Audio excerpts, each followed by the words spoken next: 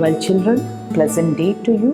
Today we are going to read and understand chapter 3, light, sound and force. Now let's see what does the warm-up activity have for us. Look at the two different groups of sources of light given here. Group A has the sun and the moon. Group B has the candle and the bulb. Tick the correct option. Objects in group A and B are made by humans. Wrong. Group A and B both are not, only the group A is made by humans and group A is made by the stop. So it became a mistake. Okay. Children, today we are going to have a lovely session on light, sound and force. Look at the two different groups of the sources of light given here. Group A has the sun and the moon, and the group B has a candle and the bulb. Pick the correct option. Objects in group A and B are made by humans. Now this is for you to think, and while in class we will see what to do with it. Objects present in group A are natural, while those present in group B are human made. Now this is also for you to think. Let's see how well you think. Okay, now moving ahead, know about the luminous and luminous objects. Understand how light travels, understand shadow formation, differentiate between the types of sound, a brief introduction to force and friction. That is what we are going to ponder on today. Okay, let's move further. Light. Why do we see street lights off during the daytime? Why do we see light coming off vehicles at night time? Light helps us to see the objects around us. The sun is the largest source of light and heat on the earth. Light from the sun enables us to see the world around us during the daytime. At night, we use human-made sources of light such as bulbs, lamps and candles to see the objects around us. All objects that give out light are known as luminous objects. Objects such as books, pencils and plants which do not give light are known as non-luminous objects. We can see through such objects only when the light falls on them. Look at your surroundings. Write 3 examples each of luminous and non-luminous objects in your notebook. Now, fact is, fireflies are luminous animals. They are able to produce light and hence glow in the dark. Now, in case if you have not seen fireflies till date, I want you to surf the net, let mom or dad be by your side and have a wonderful session on fireflies. Okay, now let's go further to see how does light travel. First, we are going to have this activity. The aim is to show that light travels in a straight line.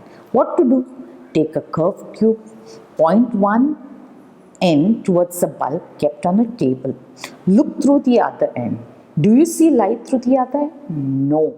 You will not be able to see the light through the other end because light travels in a straight line. It cannot bend around the corners. Okay. Shadows. There is a power cut at Martha's house. She is using a torch to find the candle. Martha's brother Bunku is trying to scare her by suddenly coming in front of her. This is picture A. Look at the picture B. What do you think is the patch on the wall? This dark patch was not present in the picture. How do you think it formed? When some objects come in between the way of light, blocking its path, a black colored patch known as shadow is formed on the surface. This is because the objects do not allow the light to pass through them. This is the shadow here. There are some objects such as glass which allow the light to pass through them. Hence, no shadow formation takes place. See, now this is here, it's the glass. There is no shadow forming here. Okay, when it's water, there is no shadow. Glass and water allow light to pass through them. hence there is no shadow. Whereas hammer, elephant, car, book, these objects do not allow light to pass, so they form a shadow. Now let's see what the fact Ace has in store for us. Light travels very fast. It takes about 8 minutes for the light of the sunlight to reach from sun to the earth. Fact Ace, next one. This is a condition where people tend to sneeze when they are exposed to very bright light. This condition is known as photic sneeze effect. Now if I will ask you, what is photic sneeze effect? What should you say? There is a condition where people tend to sneeze when they are exposed to very bright light. I hope you enjoyed so far. Let's move further. A shadow has the following features. Now we are going to understand what are the features of a shadow. It is always formed on the surface or a screen opposite to the source of light. A shadow from a source of light is sharp, whereas a shadow from a weak source is blurred. The size of the shadow differs based on the direction of light. It does not have a fixed size. A shadow is longer than the object in the morning and evening, but shorter during the noon. The size of the shadow differs because of the direction of sunlight. So did you understand as to why the shadow does not have a fixed size?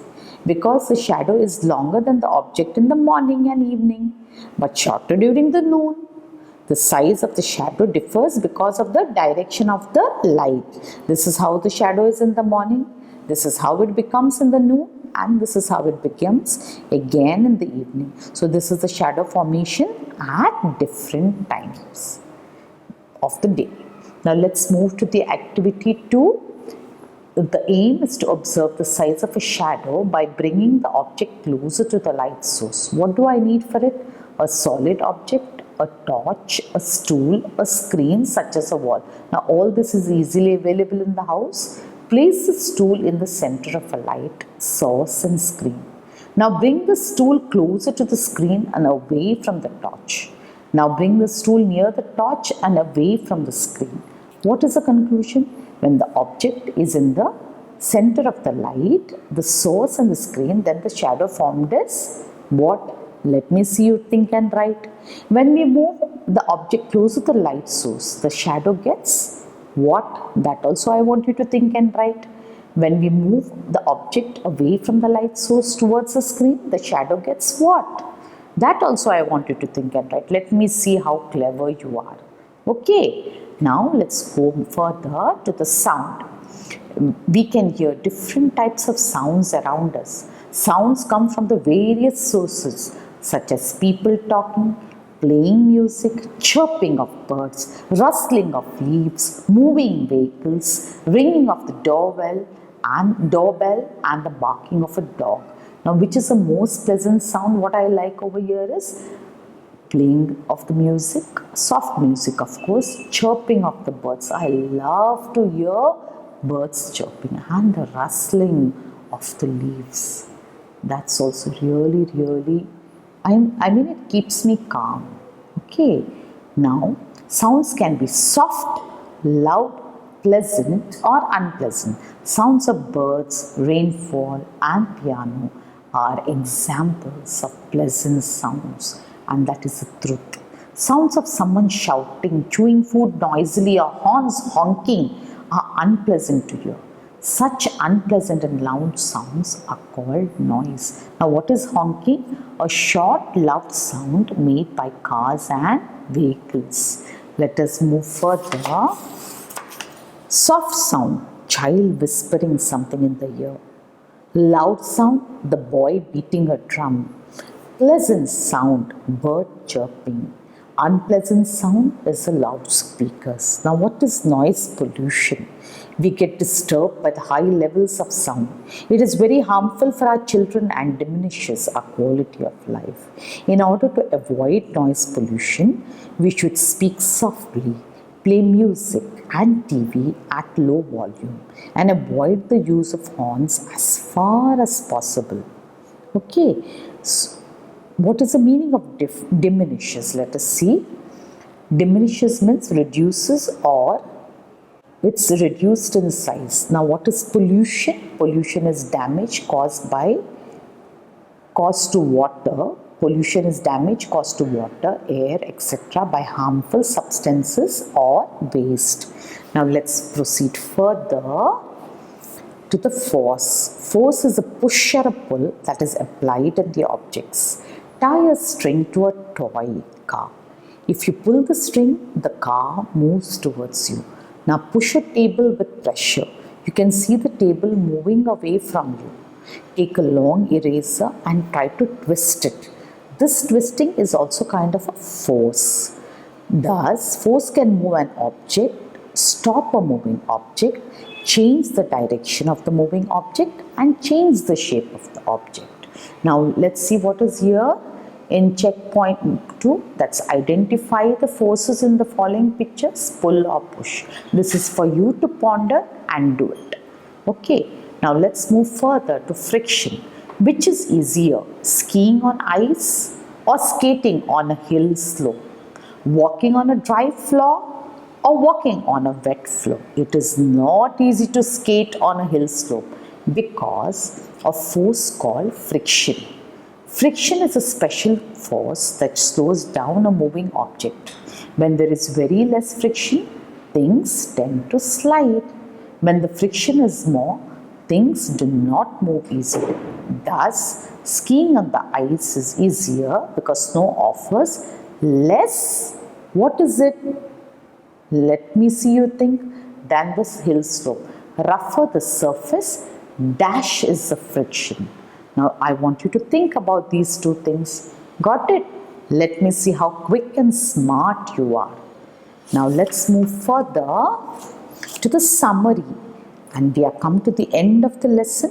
Light is a form of energy that helps us to see the world around us. Luminous objects give out light, while non-luminous objects do not give out light.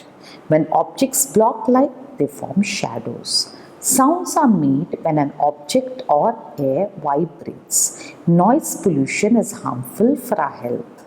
Force is a push or a pull applied on objects. Friction tends to stop a moving object. Now children, I hope you enjoyed the lesson. Have a nice day and happy learning. Thank you.